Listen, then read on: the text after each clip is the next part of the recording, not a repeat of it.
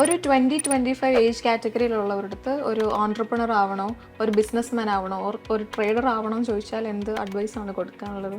എനിക്ക് തോന്നുന്നത് ഒരു ചെറുപ്പക്കാരൻ ശരിക്കും ബിൽഡ് ചെയ്യേണ്ടത് നല്ലൊരു ഹൈ ഇൻകം സ്കില്ലാണ്. അല്ലാതെ എല്ലാ കാര്യത്തിലും ഒരേ ടൈമിൽ ഫോക്കസ് ചെയ്ത് കഴിഞ്ഞാൽ അയാൾ ഒരു ആവറേജ് ആയി പോകുള്ളൂ എൻ്റെ ഒരു അഭിപ്രായത്തിൽ.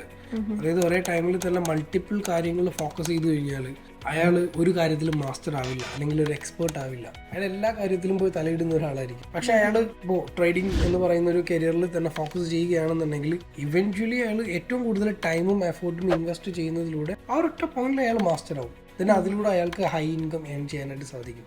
സോ മൾട്ടിപ്പിൾ റിസോഴ്സിൽ അല്ലെന്നുണ്ടെങ്കിൽ മൾട്ടിപ്പിൾ കാര്യങ്ങളിൽ എയിം ചെയ്യുന്നതിനേക്കാൾ നല്ലത് ബെസ്റ്റ് സ്കില്ല് കണ്ടുപിടിക്കുക, എന്നിട്ട് ആ സ്കില്ലിൽ മാസ്റ്റർ ആവാൻ ശ്രമിക്കുക, അതിൽ കൂടുതൽ ടൈം ആൻഡ് എഫേർട്ട് ഇൻവെസ്റ്റ് ചെയ്യുക. ദെൻ അതിൽ നമുക്കൊരു ഫെയിം കിട്ടുക, നമ്മളൊരു ബ്രാൻഡായി മാറുക, അതിലൂടെ നമുക്കൊരു വരുമാനം ലഭിക്കുക എന്നുള്ളത് അത് ഒരു ഡിഫറെൻ്റ് ആയൊരു കാര്യമാണ്. ഭയങ്കര ഹാപ്പിനെസ് വരുന്നൊരു കാര്യമാണ്. ഒരു ഓൺട്രപ്രണർ ആകണോ അല്ലെന്നുണ്ടെങ്കിൽ ഒരു ബിസിനസ്സുകാരനാവണോ ഇങ്ങനെയൊക്കെ ചോദിച്ചു കഴിഞ്ഞാൽ ഞാൻ ഏറ്റവും നല്ല രീതിയിൽ സജസ്റ്റ് ചെയ്യുക സ്കിൽഫുൾ ആയ ഒരു പേഴ്സൺ ആവുക എന്നുള്ളതാണ്. അങ്ങനെയാണെന്നുണ്ടെങ്കിൽ ഈ ലോകത്തിൻ്റെ ഏത് കോണിലിരുന്ന് പോലും നിങ്ങൾക്ക് സമ്പാദിക്കാനായി സാധിക്കും.